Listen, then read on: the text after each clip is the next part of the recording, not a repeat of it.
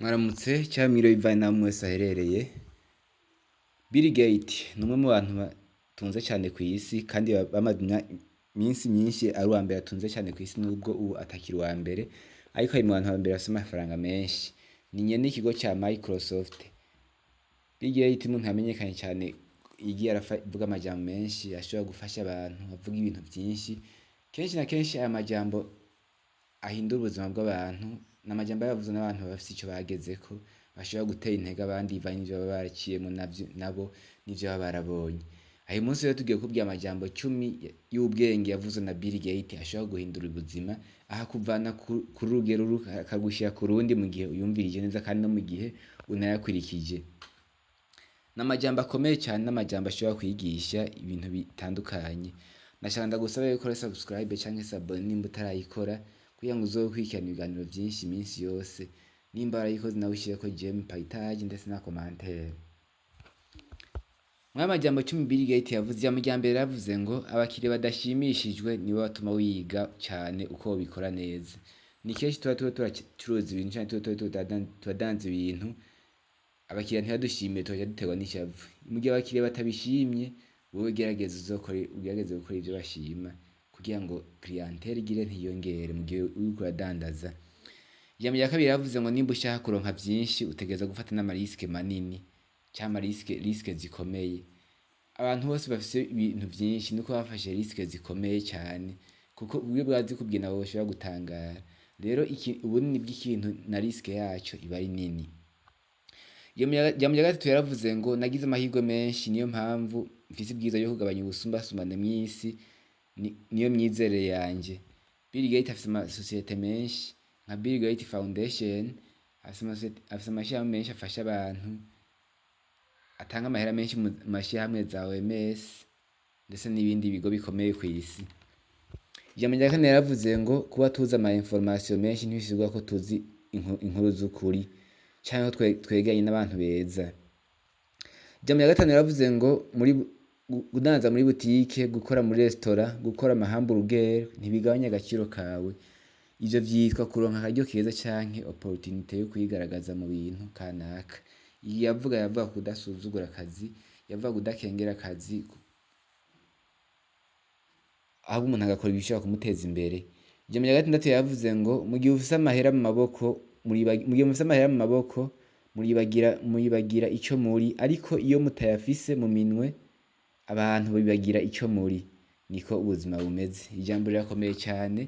Mu gihe ufise amahera abantu benshi baraza bakurondera, ariko mu gihe utayafise nta mwe aza kukurondera. Niko ubuzima bumeze, no kumenya uko umuntu ategerezwa kuvyitwaramwo gusa.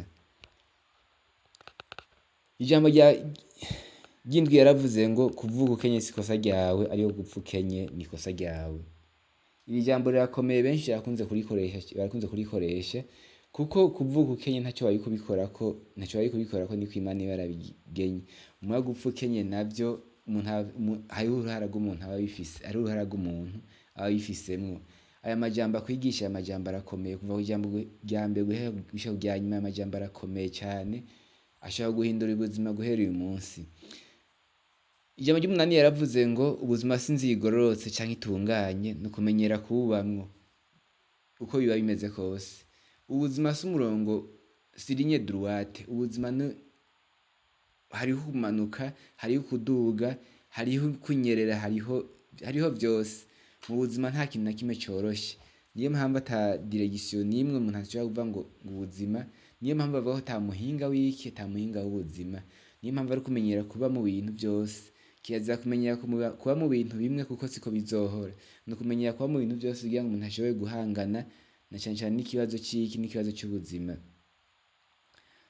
Kuko ubuzima si inzira igororotse. Uko tuvyaza siko bigenda, ariko igikuru nuko umuntu ashishikara abaho uko aba asanzwe abayeho kose, kandi agashishikara yiyumviye uko yova mu bibazo ibi na biriya.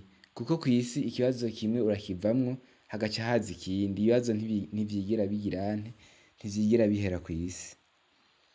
Ijambo ry'icenda yaravuze ngo urupfunguruzo rwo gutera imbere ni ukumenya iyi isi ija canke iyi isi igana, nawe ugashikayo ubwa mbere.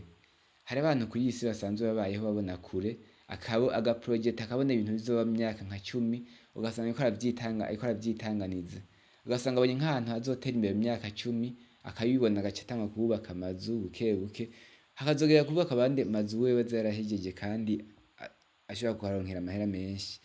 Il faut voir les opportunités rero zo muri kazoza umuntu akayibona imbere hama agashikayo cyane imbere. Ijambo rirakomeye cyane, niyo mpamvu umwe wese asabwa kurikurikiza, asabwa no kuryitondera kuko n'amajambo akomeye cyane ashobora kukuvana kuri urugezo agushyira ku rundi, kuko n'amajambo yafashije benshi, n'amajambo ateza imbere benshi mu bayakurikije. Ijambo ry'icumi yaravuze ngo nani wa magizame kenshi ariko umugenzi wanje yaramenye ayo magizame yose, ubu ni umu engineer wa Microsoft, nanje nije nyene Microsoft. Nukuvuga ko Microsoft ni ya Bill Gates nyene. Nico gituma umuntu vyamunanira kwishuri haba hehe kirazira kumugaya, kuko ushobora kuzomukorera kenshi bakunda gushika, yabo binanira akwiye kubaha uwitora, canke uwo witora nanye akwiye kubaha ubinanira, ko abantu bose nimagiriranire, hasabwa kubahana gusa, hasabwa kubahana no gufashanya hamwe ndetse no gushyira hamwe, kuko Bill Gates nivyo yavuga ko yananiwe amagizame, mugo mugenzi we yatoye nawe akora muri Microsoft yiwe. N'ubuzima umuntu wese ashobora kugira icyo amariye umuntu mu buzima, ntawe uvuga birebire iby'ubuzima twese usanzwe tubizi ko bihinduka. Ijambo rya nyuma rya bonus dushimye kubongera ko yaravuze ngo nimba wibaza ko mwarimu wawe agoye, rindira uzoronka umushefu. Nivyo kenshi tubibaza ko abarimu bacu bagoye, ariko umuntu abaze kuronka umushefu aguhemba amahera yiwe, abazi ukuntu amugora, nawe aragukarira cyane gusumba umwarimu haraharenza. Mwakoze mwe mwatwumvirije, kashaka tugusaba utarakora subscribe bikore, nimba ariko nawe ije muri commentaire partage nzina bisangize n'abandi, hanyuma tubwiye no muri commentaire ukuntu ayo majambo yumvise ndetse njya mu gufashije. Murakoze.